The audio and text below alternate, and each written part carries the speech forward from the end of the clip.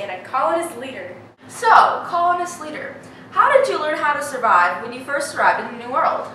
Well, in the beginning we struggled a lot. The Native Americans then helped us grow crops such as corn, and that has helped us survive.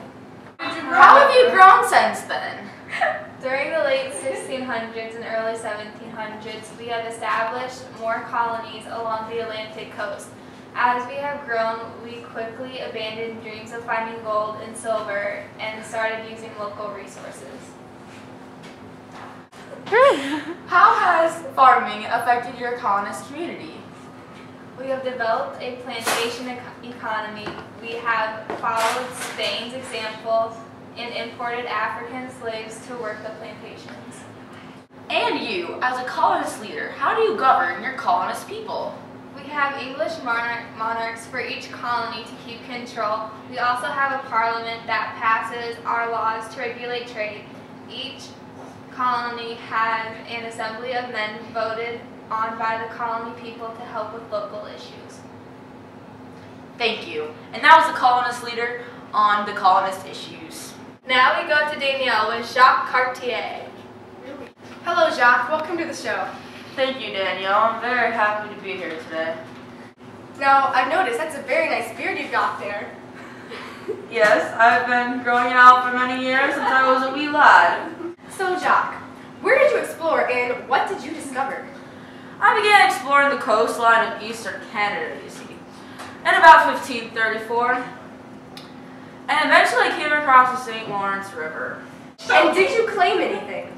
Yes, actually I did. I claimed most of eastern Canada, the present-day Canada, for France.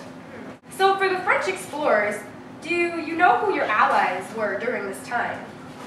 Yeah, so you see, we traveled inland with the help of our Native American allies, who basically needed support against the rival Native American groups. Of course. You know. So, where did you first establish your colony?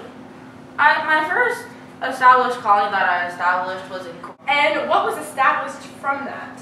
I believe the first permanent French settlement was established from that in 1608. And for the people who went to New France, why do you think people started to abandon farming? Basically in favor of the more profitable fur trapping and trading. You see, fishing was also a good industry at that time, and they wanted to focus more on that. I see. Well, I'm glad that you were on the show today. Yes, thank you for having me. It was fun. Especially your beard. My beard is the most important thing in my life. And stay right there while we go to the commercial break.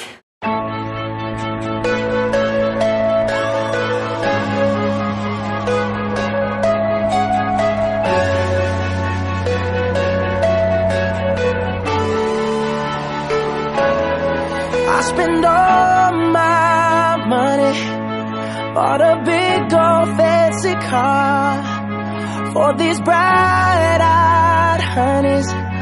Oh yeah, you know who you are. Keep me up to Sugar, the future of tomorrow.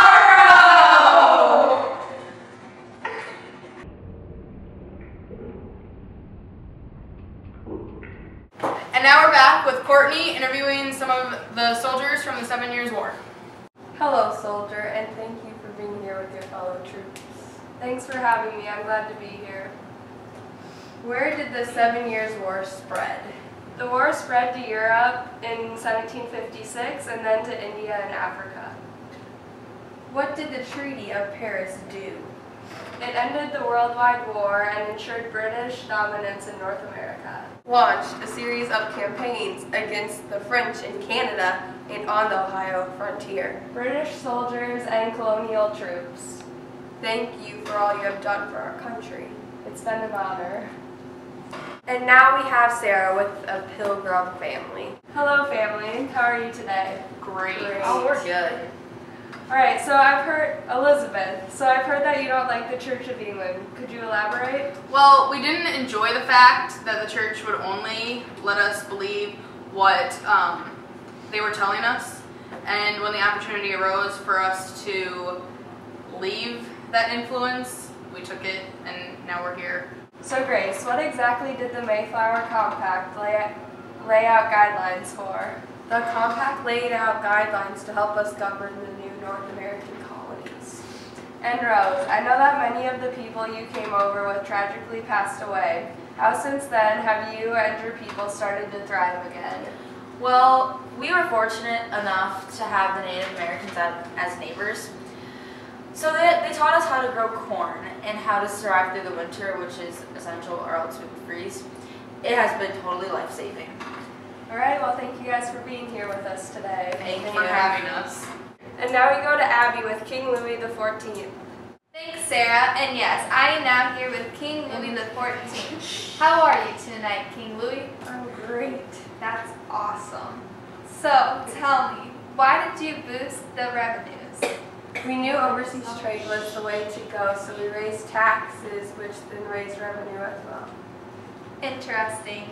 So why did you send soldiers and other settlers to North America? We sent them to protect the land and populate the area. That's great. Why did you prohibit Protestants from settling in New France? Because I am Catholic. All right. Why was the population in New France smaller than the English colonies population? Because I didn't allow Protestants to live there. And that's all we got.